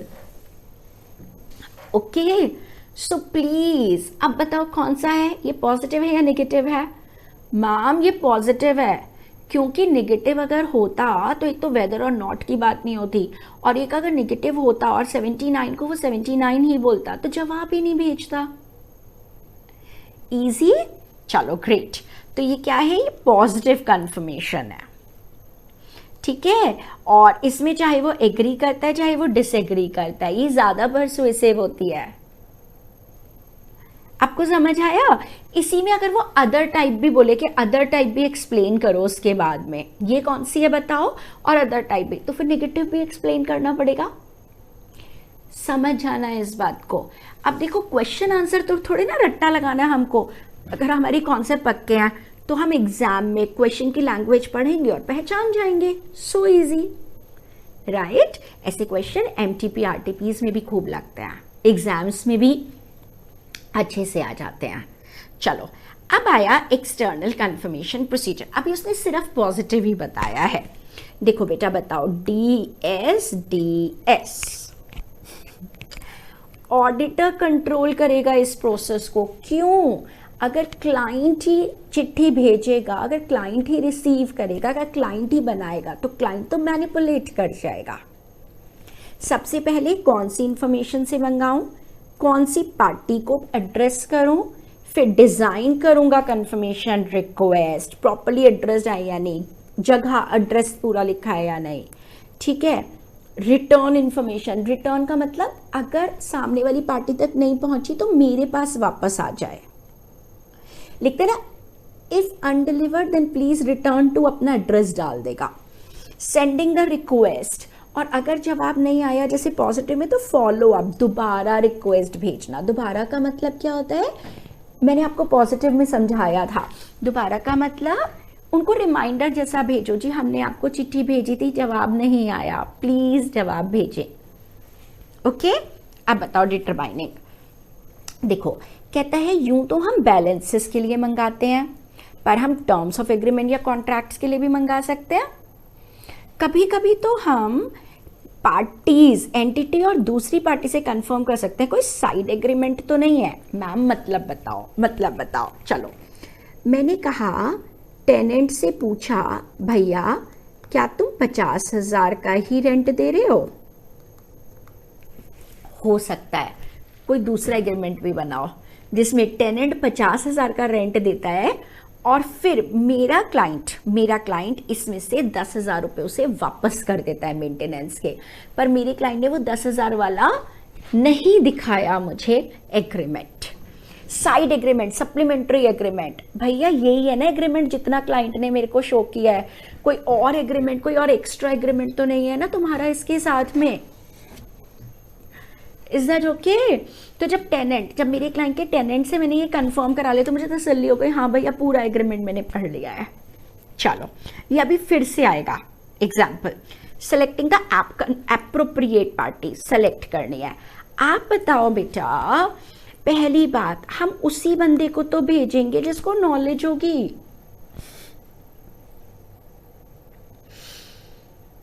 डेटर के क्लर्क को थोड़े ना भेजेंगे कोई। इजी, कितने सारे टॉपिक है। अब आया डिजाइनिंग। अब बताओ बेटा, डिजाइन करने के लिए तो सारे फैक्टर्स, पर मैंने इसका निमोनिक नहीं बनाया है। देखिए ये ऐसे क्वेश्चन करके आ जाता है, एक्सप्लेन करो what are the factors when designing confirmation request. जैसे मैं बोलती हूँ पॉजिटिव बनाना है कि नेगेटिव बनाना है, ये सोचते वक्त क्या करोगे? चलो सोच के बताना। मैं इसके आगे लिख भी दूंगी, फ्रॉड रिस्क, जहां खतरा ज्यादा होगा, रॉम ज्यादा। आइला, इन लोगों के तो ना लास्ट ईयर भी ना डेटर में बहुत सारी गड़बड़ थी। चलो इस साल सारे डेटर्स को पॉजिटिव वाला रिक्वेस्ट भेजते हैं, बिकॉज पॉजिटिव वाला इज मोर परसुएसिव। देखो स्टडी मटेरियल ने रीजन नहीं लिखा है, पर आपको मायने समझ आए। Because if risk is higher then I would design the request in positive form, not in negative form. Layout and presentation भी ध्यान रखूंगी। लेआउट 2D, तो जब मैं रिक्वेस्ट बनाऊंगी तो मुझे लेआउट, या तो मुझे लिखना पड़ेगा your balance is 10,000 please confirm, तो कैसे बनाऊं ये भी ध्यान रखना पड़ेगा। प्रायर एक्सपीरियंस, पिछला एक्सपीरियंस कहता है इन लोग क्या बहुत गड़बड़ होती है। तो चलो इस साल positive is more persuasive. The assertions, हाय राम, एजर्शंस में तो क्या चीज में चेक कर रही हूं, सुनना ध्यान से। अगर मैं बेटा अमाउंट चेक कर रही हूं तो अमाउंट लिखूंगी, ध्यान से सुनना। अगर मैं चेक करने की कोशिश कर रही हूं टाइटल डीड्स, तो ये थोड़ी ना कहूंगी इतने की प्रॉपर्टी तुम्हारे पास रखी है, ये तो कहूंगी please confirm whether client's building's registry deed is kept in your custody और नॉट। तो जब मैं चिट्ठी लिखूंगी, चिट्ठी ड्राफ्ट करी, तो मुझे ये तो देखना पड़ेगा मुझे क्या चीज का सबूत मंगाना है। मुझे टाइटल डीड्स के बारे में सबूत मंगाना है, मुझे वैल्यूएशन के बारे में सबूत मंगाना है, मुझे राइट्स के बारे में सबूत मंगाना है, किस चीज के बारे में मंगाना है। मेथड, अरे भाई मेल लिखूं या चिट्ठी लिखूं, राइट? अच्छा, अब एक चीज बताते हो। देखो ये मैं आपको बता चुकी हूं, ability of intended confirming party. भाई जो सामने वाली पार्टी है वो मेरा इंडिविजुअल बैलेंस, एक ट्रांजैक्शन का बैलेंस ज्यादा कंफर्म करेगा या टोटल। यूजुअली क्या होता है, मेरे क्लाइंट की जो सामने वाली थर्ड पार्टी है वो भी ना टोटल बैलेंस कंफर्म करने में ज्यादा इंटरेस्टेड होती है। मान लो मेरे क्लाइंट का डेटर है डी, उसका बैलेंस है 10,000, पर पूरे साल भर तो ढेर सारी ट्रांजैक्शंस हुई होंगी।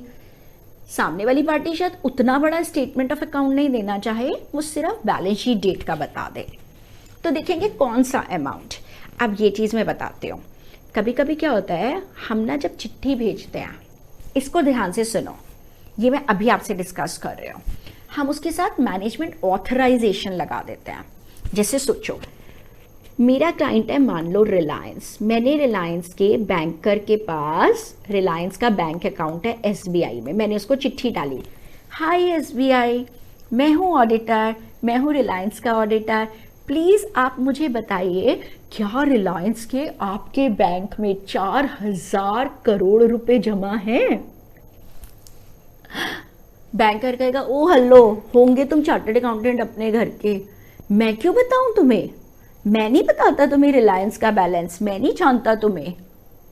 ठीक है, तो जब मैंने रिलायंस के ऑडिटर के रूप में रिलायंस के बैंकर को यानी थर्ड पार्टी को ये चिट्ठी डाली, समझ रहे हो, मैंने उसके साथ रिलायंस यानी मेरे क्लाइंट का एक पत्र भी लगा दिया जिसमें मेरे क्लाइंट ने लिखा टू हूसोएवर इट में कन्फर्म, इट में टू हूसोएवर इट में ये जिस किसी से भी संबंधित है, ओके, टू हूसोएवर इट में कंसर्न, जिससे भी ये संबंधित है, राइट, ये मेरे फलाना से for example PQR is my auditor, please आप उनको जो वो इंफॉर्मेशन मांगे वो दे दीजिए। अगर मैनेजमेंट का ये ऑथराइजेशन लगा होगा ना तो मैनेजमेंट का बैंक अकाउंट मुझे फटाफट जवाब देगा, नहीं तो कहेगा वो हेलो तुम कौन, ऐसे ही मान लो कल को कोई ऐरा गहरा नथु खैरा आकर के मुझसे बोले हे मैं रिलायंस का ऑडिटर, बताइए जरा भाई रिलायंस का कितना बैलेंस है, मैं तो नहीं बताता। So sometimes the confirming parties are more willing to respond to the request which contain a letter authorized by the management, जिसमें authorization management ने दिया, प्लीज हे मेरे डेटर, प्लीज मेरे ऑडिटर को जो वो इंफॉर्मेशन मांगे वो बता देना। तो हम मैनेजमेंट को ऑथराइजेशन ये रिसीव कर लेते हैं और ये भी साथ साथ में भेज देते हैं। Okay, management authorization, encouragement to the confirming party to respond. Actually confirming parties जैसे कि बैंक्स, मैं इसमें लिख भी देती हूँ, जनरली ना बैंक्स नहीं बताते किसी का बैलेंस ऐसे जब तक वो पार्टी बैंकर को ऑथराइजेशन लेटर यूजुअली नहीं देती। अब बताओ ये सारे फैक्टर्स देखो बहुत लॉजिकल है। मैं चिट्ठी बनाने बैठी, पॉजिटिव बनाऊं या नेगेटिव बनाऊं, चलो पॉजिटिव बनाती हूँ क्योंकि खतरा ज़्यादा है, प्रायर एक्सपीरियंस गड़बड़ लग रहा है इसलिए रिस्क ज़्यादा लग रहा है, पॉजिटिव बनाऊंगी तो लिखूँ कैसे, चलो लिखती ऐसे हूँ यानी layout and designing, hi Ram banker तो मेरे को जवाब ही नहीं भेजेगा, चलो मैनेजमेंट का ऑथराइजेशन भी साथ में स्टैपल कर देती हूँ।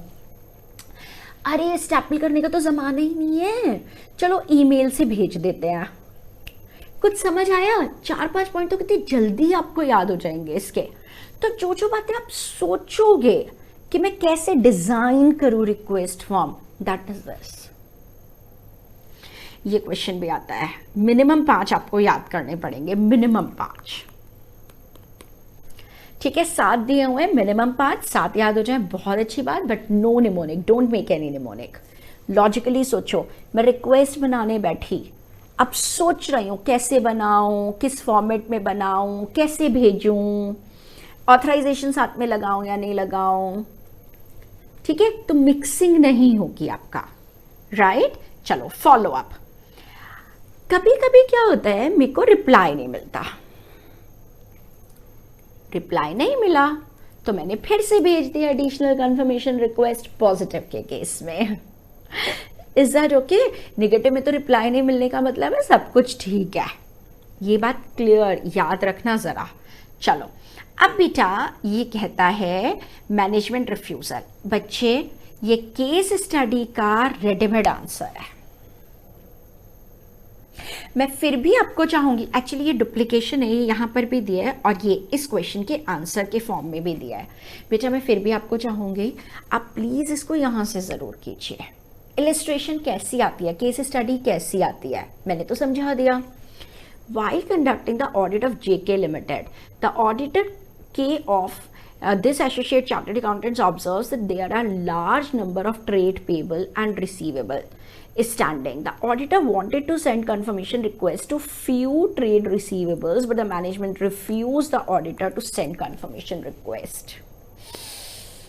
ऐसे 505 एक्सटर्नल कंफर्मेशन, एक्सटर्नल कंफर्मेशन का मीनिंग लिखना चाहो लिख दो, नहीं तो एक्सटर्नल कंफर्मेशन ये बोलता है सेम डिट्टो कॉपी का डिट्टो कॉपी इफ से लेके 705 तक यही लिखा है जो आपके पास यहां पर दिया है, इफ से लेके 705। आपको क्वेश्चन समझ आया? ठीक है। और अगर मान लो वो डिस्प्यूटेड केस बोलता तो रीजन वैलिड हो जाते हैं। अभी तो हमें पता ही नहीं, केस स्टडी में दिया ही नहीं कि रीजन वैलिड है या इनवैलिड है, राइट? तो हम पूरी बात लिखेंगे। अगर मैनेजमेंट ने मना किया कि प्लीज आप कंफर्मेशन मत भेजिए, तो हम एक तो मैनेजमेंट से पूछेंगे रीजंस और हम एविडेंसेस ऑब्टेन करेंगे कि वो रीजंस वैलिड का मतलब वही रीजनेबल, सही लग रहे हैं या नहीं। फॉर, मैं ना इसमें लिख देती हूं, आपको ना बाद में याद रहेगा। For example, if it is a disputed case, disputed case reasonable का एग्जाम्पल है, ठीक है। चलो, evaluate the implication of management refusal. भैया मैनेजमेंट हमें मना कर रहा है, जो मैंने रॉन्ग, भैया खतरा ज्यादा है, मैनेजमेंट मना कर रहा है, यानी फ्रॉड भी हो सकता है ये डेटर जिनको मना कर रहा है ये झूठे हो, इसने एवे ही एंट्रीज डाली हुई हो, फेक एंट्रीज हो, राइट? अगर डाउट लगेगा तो काम आगे चल के ज्यादा करना होता है, एनटीई ज्यादा करना होता है, nature, timing and extent. Perform करेंगे ऑल्टरनेट प्रोसीजर।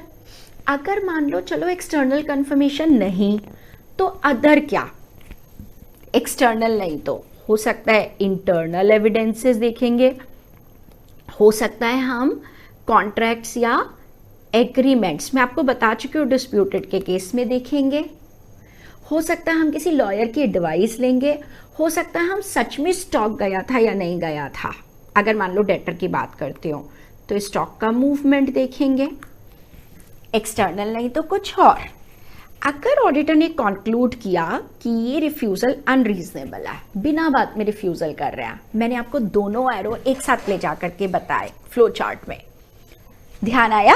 अनरीजनेबल है या मुझे एविडेंसेस ही नहीं मिले, तो एक तो मैं कम्युनिकेट करूंगी TCWG के साथ। देखो अभी मैं बोलूंगी एसए का नंबर नहीं याद करो प्लीज, बहुत मिक्सिंग हो जाएगी। अभी थोड़ा सा आपको कम्युनिकेशन के लिए एसए का नंबर नहीं याद करो, बस कम्युनिकेट करेंगे TCWG से, भैया हम काम करना चाह रहे थे, तुम लोग करने नहीं दे रहे हो, राइट? और हम ओपिनियन पे भी इसका प्रभाव देखेंगे। जहां काम नहीं कर पाऊंगी वहां मैं भागकर 705 में पहुंच जाऊंगी, पर लिखना इतना ही है, 705 की डिटेल देने की कोई जरूरत नहीं है। अब आप बताओ, हमने रीजंस पूछे, रीजंस को इवैल्यूएट किया, फिर अगर हमको रीजंस वैलिड लगेंगे तो हम ऑल्टरनेट प्रोसीजर्स करेंगे, अगर हम ऑल्टरनेट प्रोसीजर्स नहीं कर पाए, हमको रीजंस वैलिड नहीं मिले, नहीं लगे, ठीक नहीं लगा हम लोगों को, तो इसका मतलब वो लोग बिना वजह हमको एविडेंसेस नहीं लेने दे रहे हैं, हमारे काम पे लिमिटेशन जैसा हो गया, राइट? तो हम TCWG को बताएंगे और अपनी ओपिनियन पे इसका प्रभाव देखेंगे। सच सिंपल आंसर। ये एज इट इज का एज इट इज आपको सजेस्टेड आंसर में मिलेगा, सच्ची याद होगा? बहुत बढ़िया बच्चे हैं। देखो अब देखो, ये वाला पेज तो मुझे पढ़ना ही नहीं पड़ेगा ना, क्योंकि ये तो सेम आंसर दिया हुआ है इतने पार्ट में। अब आया रिजल्ट। चलो सोच के बताओ, मैं कब एविडेंस को रिलायबल मानूंगी? मैम कभी कभी तो डाउट भी हो सकता है। क्यों डाउट हो सकता है रिलायबिलिटी के ऊपर? अगर मान लो थर्ड पार्टी उनकी रिलेटिव निकल गई, या अगर मान लो हमने थर्ड पार्टी से एविडेंस मांगा था, बाद में पता चला सेबी ने उस थर्ड पार्टी के अगेंस्ट ही केस कर दिया और पता चला ये तो बहुत सारी झूठी एंट्रीज देता था, तो हमको डाउट होएगा, राइट? अब अगर मुझे रिलायबल नहीं लगेगा, फ्रॉड का खतरा लगेगा, तो मैं सोचूंगी और क्या काम करूं? इसको सिर्फ एक बार रीड करना, आई डोंट थिंक ये कोई बहुत ज्यादा इंपॉर्टेंट चीज हो सकती है, आने को कुछ भी आ सकता है, बट इसको सिर्फ एक बार रीडिंग करना। अगर डाउट होएगा तो हम कुछ और काम करेंगे, क्योंकि फ्रॉड का खतरा ज्यादा है। फॉर एग्जाम्पल रिलेटिव्स के केस में डाउट हो सकता है। ये तो मैं तुम्हें बता रही हूं, ये क्वेश्चन जो है पहले मैं आपको नेगेटिव बढ़ा दूं, फिर उसके बाद मैं क्वेश्चन लिखवाऊंगी, जरूर यही लिखना अपने स्टडी मटेरियल में फिर तो, ठीक है? नेगेटिव कंफर्मेशन लेस परसुएसिव है। क्यों? क्योंकि सबसे जवाब नहीं आता। अगर मैंने 100 पार्टीज को लेटर डाला तो केवल वही पार्टीज जवाब देंगी जो डिसएग्री करेंगी। इसलिए ऑडिटर नेगेटिव कंफर्मेशन को नहीं यूज करेगा लेस ऑल आर प्रेजेंट। इसका मतलब नेगेटिव वही यूज करेंगे जब ये सारी चीजें प्रेजेंट हो। क्या? रॉम कम लगे, पॉपुलेशन जहां पे हम लगा रहे हैं, जैसे मान लो डेटर की पॉपुलेशन है, ढेर सारे डेटर हैं, लार्ज नंबर 50,000 डेटर है इनके, स्मॉल छोटे छोटे छोटे छोटे एक से बैलेंसेस, छोटे छोटे, किसी का बैलेंस 10 रुपए, किसी का 50 रुपए, किसी का 80 रुपए, किसी का 5,000 रुपए, बस इतना। किसी का लाखों करोड़ों में बैलेंस नहीं है, ढेर सारे डेटा छोटे छोटे छोटे छोटे। लो एक्सेप्शन रेट इज एक्सपेक्टेड, लग रहा है कोई डिसएग्री नहीं करेगा, पुराना एक्सपीरियंस बता रहा है। एंड मुझे ऐसा नहीं लग रहा कि थर्ड पार्टी मेरे रिक्वेस्ट को डिसरिगार्ड करेंगी। मैंने लास्ट ईयर भी जितनी चिट्ठियां डाली थी सबके जवाब आए थे, तो मुझे नहीं लग रहा। आप बताओ बेटा, ये तो बच्चे मैं लिखा चुकी हूँ ना, रॉम कम है, बैलेंस अमाउंट कम है, एक्सेप्शन रेट का चांस कम लग रहा है, डिसरिगार्ड कम। ठीक है, अब मैं तुमको बताती हूँ, एक क्वेश्चन लिखो, मेरे कहने से लिखो जरूर। यू केम अक्रॉस, मैं पढ़ देती हूँ, यू केम अक्रॉस, तुम ऑडिटर हो, you came across a balance receivable of 80 lakh रुपए। ठीक है, नॉर्मली देखा जाए तो 80 लाख काफी होता है, which was over due for more than 3 years, 3 साल से ओवर ड्यू था वो क्लाइंट की बुक्स में। बेटा डेटर का बैलेंस 3 साल से कैसे ओवर ड्यू हो गया, ये बताओ आप मुझे। डेटर तो करंट असेट होता है, data creditor current asset current liability, यानी ज्यादा अमाउंट है, कितना सारा अमाउंट है, और रॉम भी ज्यादा लग रहा है। ऐसे कैसे 3 साल से इसका बैलेंस पड़ा हुआ है इतना का इतना। आप बताओ इस केस में रॉम कैसा है, risk of material miss statement ज्यादा लग रहा है देखते ही। ऐसे कैसे भाई डेटर का बैलेंस इतना ज्यादा है, और साथ में इतने साल से 3 साल से पड़ा है, और बेटा बताओ अमाउंट भी ज्यादा है। Is that okay? चलो, and designed a negative confirmation request. आप बताओ ये अप्रोप्रिएट है या नहीं। ये रहा मेरे बच्चे पूरा रेडीमेड आंसर, और इसके आगे क्या लिखेंगे, यहां खतरा ज्यादा है इसलिए नेगेटिव नहीं पॉजिटिव भेजना था। कंक्लूजन, आंसर खत्म। एक्चुअली अगर 4 नंबर में आया तो मैं आपको एक बात बताती हूं, आपके 3 मार्क्स तो ये सब कुछ लिखने के हैं। आप एक बैलेंस आपको पता चला, आपको खतरा ज्यादा लग रहा है, यहाँ पे अमाउंट ज्यादा है, इसलिए हम नेगेटिव नहीं पॉजिटिव यूज करेंगे, सिर्फ लास्ट में इतना सा बढ़ाना है। तो हम जैसे प्रोविजन लिखते हैं ना किसी भी, ये तो आप फाउंडेशन से करते आ रहे हो, केसेस की जैसे आंसर्स हम इस तरह से करके लिखते हैं। ठीक है, पहले हमने क्या लिखा फिर हमने क्या लिखा उसका, बिल्कुल ये वही चीज है बेटा, exactly right. So I don't think आपको कोई प्रॉब्लम होनी चाहिए। बस उसका कंक्लूजन क्या दे देंगे, इस केस में रिस्क ज्यादा है, अमाउंट ज्यादा है, दैट इज वाई नेगेटिव नहीं पॉजिटिव यूज होना था। छोटा सा क्वेश्चन यही स्टडी मैट में लिख लो आप, कोई अलग अलग से बनाने की जरूरत नहीं है। ओके, चलो ग्रेट। अब हम इवैल्यूएट करेंगे, क्या मुझे एविडेंस मिल गए या मुझे कुछ और काम करने की जरूरत है। जैसे रिलेटेड पार्टीज के केस में मुझे एविडेंसेस नहीं मिलते हैं। हमारा एसे ऑलमोस्ट खत्म। अब आप मेरे को ये बताओ, अगर इसमें से किसी भी टॉपिक पे क्वेश्चन आया, you would be able to do that ना। नया इससे चालू हो गया अभी नहीं। अब बेटे चक्कर क्या है, ये तो 5-6 पेज हैं ही एस्से के, एक इन लोगों ने पहले और इस एस्से के बारे में कुछ बात दी हुई है, तो मैं डायरेक्टली ना बेटा उसी वाले पर्टिकुलर पेज पर चल पड़ते हो। एक जगह पे इन लोगों ने और दिया है, हमने आपको जो शेड्यूल दिया है क्लासेस का, उसमें हमने पेज नंबर्स वगैरह आपको सब दिए हुए हैं, जो सेशन प्लान होता है। ठीक है, देखो मुझे तो ना यही नहीं समझ में आता, हे भगवान यहाँ पे इसको अलग देने की क्या जरूरत थी, उसी जगह पर लिख देते, कहानी खत्म होती। जब ये एस्से का ही पार्ट है तो इजी है बहुत। जैसे यहाँ पे इसने कहा कि हम एक्सटर्नल कंफर्मेशन को यूज करते हैं बैलेंसेस के लिए, पर हम एग्रीमेंट और कॉन्ट्रैक्ट्स के लिए भी मंगा सकते हैं कि कहीं ये साइड तो नहीं है। पढ़ तो चुके हैं, दोबारा से क्यों पढ़े? ठीक है, अब देखो क्वेश्चन, आप सिचुएशंस बताओ जहां कंफर्मेशन रिलायबल हो सकता है, रेलिवेंट हो सकता है। तो वो सिचुएशंस बोल सकता है, वो कुछ एग्जाम्पल्स पूछ सकता है आपसे।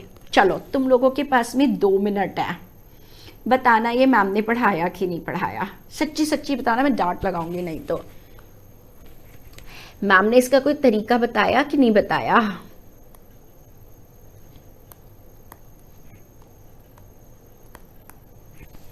अरे मैम, ये तो वही है जो आपने हमको बैलेंस शीट वाला बताया। कहाँ कहाँ पे एक्सटर्नल कंफर्मेशन मंगा सकते, ये ऐसे 505 में लिखा है, पता है।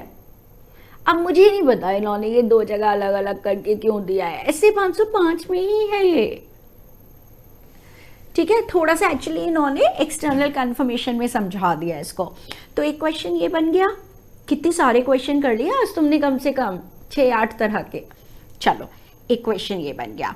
अब एक्सटर्नल सो ये सारे एग्जाम्पल्स हो गए वही बैलेंस शीट वाले तरीके से जो मैंने तुमको बताए।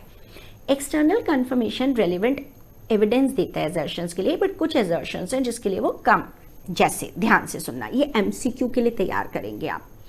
एक्सटर्नल कंफर्मेशन लेस एविडेंस देता है रिलेटिंग टू रिकवरेबिलिटी। आपने डी से पूछा, भैया मेरे क्लाइंट की बुक्स में तुम्हारा 10,000 का बैलेंस है, आप भी बताओ आपकी बुक्स में 10,000 बैलेंस है या नहीं। डी ने कह दिया यस जी, मेरी किताब में भी तुम्हारे क्लाइंट का बैलेंस 10,000 है। पर डी ने ये थोड़ी ना कहा कि मैं ये पैसे दे ही दूंगा। डी ने यही तो कहा, हाँ मैंने भी अपनी किताबों में 10,000 रुपए बुक किए हैं, बाकी भैया मुझे नहीं पता,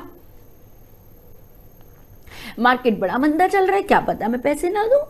सो रिकवरेबिलिटी नहीं पता चली, ये पता चला हाँ ये बैलेंस है।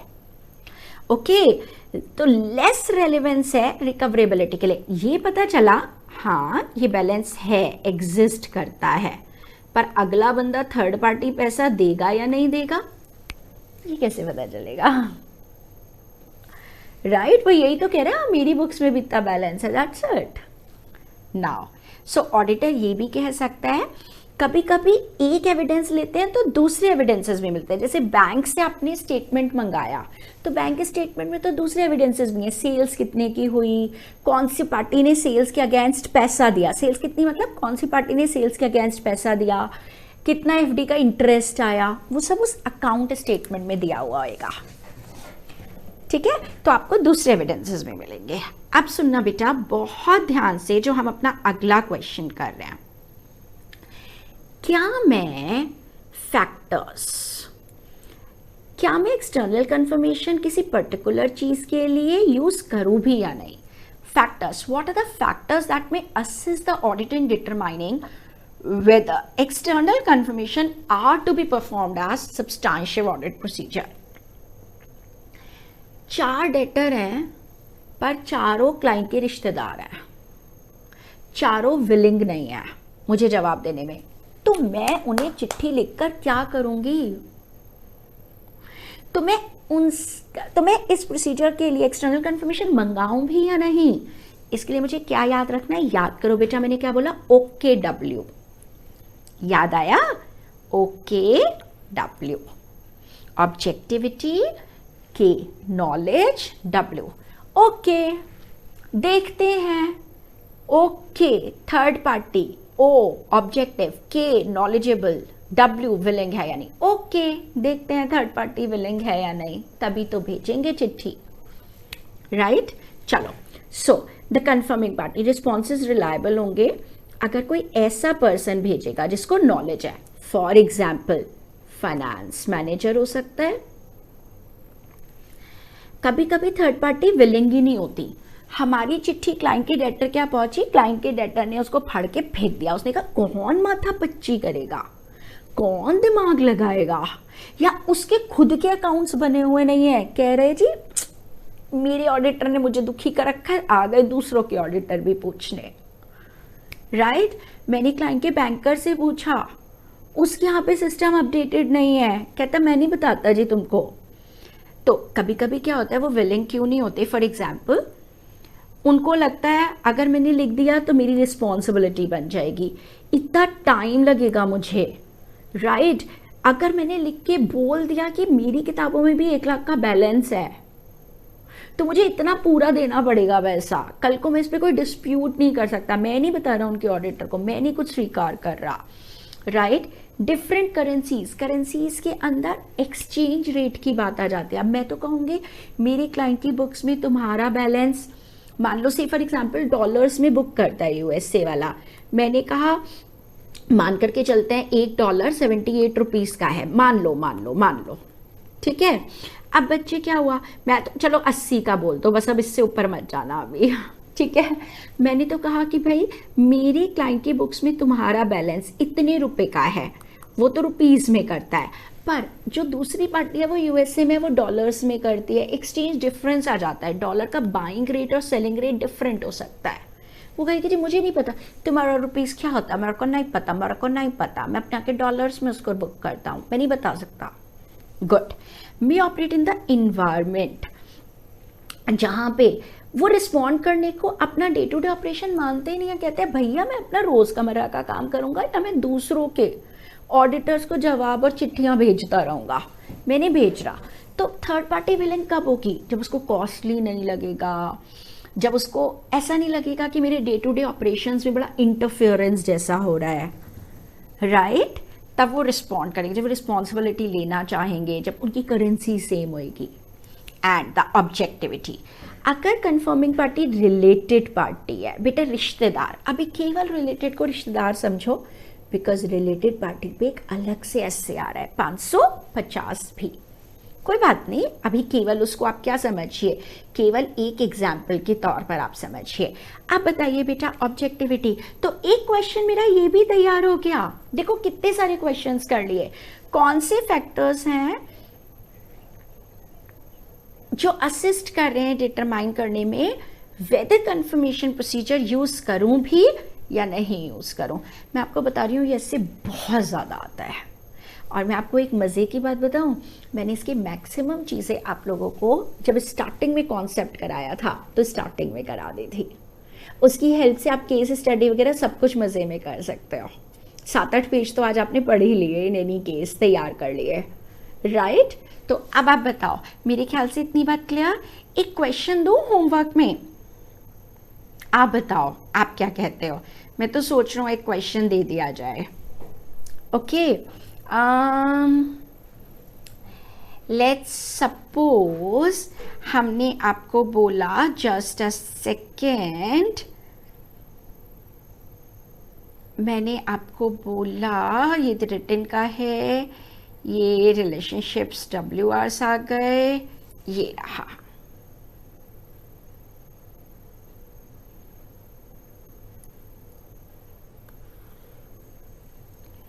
एक बार मेरे कहने से इसको खुद से पढ़ो एंड देन आंसर से इसको टैली करो। आपको ना क्वेश्चन अच्छे से इंटरप्रेट करना आएगा, अच्छे से क्वेश्चन इंटरप्रेट करना आएगा, राइट? एक ये ऑडिटर ने कहा कि मैं ऑडिट कराऊं तुम्हारा, उसने मैनेजमेंट को बोला बैंकर का सर्टिफिकेट चाहिए, पर मैनेजमेंट ने कुछ और बोला। वैसे ये 580 पर भी आएगा, चलो इसको छोड़ो, आप केवल इसको पूछो। जब आप यूज करें एक्सटर्नल कंफर्मेशन, ऑडिटर मेंटेन करेगा control including sending the request and follow up request. Explain the other points as to when using procedure, auditor को कंट्रोल। तो अदर पॉइंट्स ऑफ डीएस डिटरमाइनिंग, सिलेक्टिंग, ध्यान आया बेटा? तो हमारे पास में ये बहुत अच्छे से, ये देखो ये रहा, मेरे ख्याल से इसके अंदर ये बेटा देखो अदर पॉइंट डीएस थाली सेंडिंग नहीं, तो ऐसे करके, और एक आपने वो मैनेजमेंट ने रिफ्यूज किया वो वाला क्वेश्चन कर लिया। अब आज आप देखो इसमें से आने के बहुत ज्यादा चांसेस है, ऐसे 505 इन लोगों का एग्जाम के लिए फेवरेट स्टैंडर्ड है। सो प्लीज एक काम आप छोटा सा जरूर करेंगे, आप एक बार जितना आपने पढ़ा है इसको अच्छे से थोड़ा सा अब आप याद भी करने की कोशिश कर सकते हैं, बिकॉज इसमें 6-7 क्वेश्चन कम से कम छुपे हुए हैं जो मैंने आपको साथ साथ में मार्किंग कराया है। Is that okay? चलिए जी, do study well, next class we will come with another standard.